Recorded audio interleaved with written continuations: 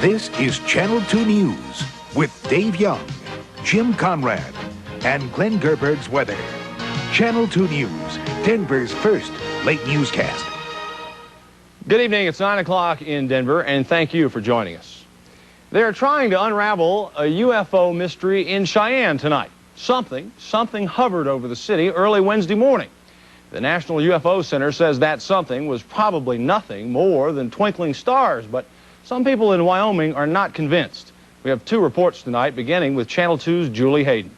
Hey, you're not busy. I'd like you to look at something. I got something spotted up here in the sky. I can't figure out what it is. This is a picture of the unidentified flying object that hovered over Cheyenne early Wednesday morning. Engine 1, ambulance assist, fasten nickel forward. Cheyenne's 911 dispatch got the call about 2:30 from a police officer looking for help figuring out just what it was he was looking at. Check your book there, see if you have a number for, a direct number for Denver Center.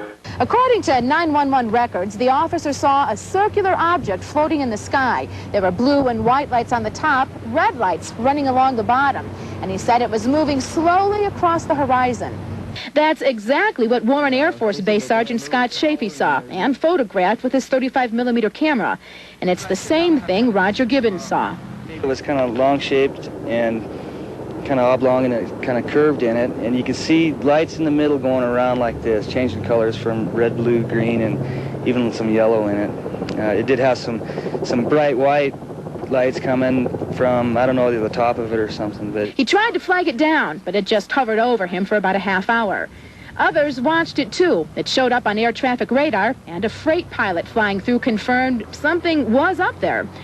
Now, there's enough evidence to convince the dispatch center this is more than a suspicious circumstance, and it is indeed an unidentified flying object. When you first get a suspicious circumstance, that could mean anything. That could be an airplane, that could be stars, that could be a helicopter, that could be anything. And then when they can't identify it as a star and they can't identify it as an aircraft, then they have to assume that it is a unidentified flying object. Skeptics point out unidentified does not necessarily mean alien. Roger says call him crazy. There's no doubt in his mind he had a close encounter. it was closer than the stars. It stood there and it changed colors, and you could basically see it rotating around. Whatever it was, it returned last night when there were several new reports of UFO sightings over Cheyenne. Julie Hayden, Channel 2 News. This is Dave Young. Out in an isolated part of Wyoming, about a half hour from Cheyenne, there's a listening post, listening for years.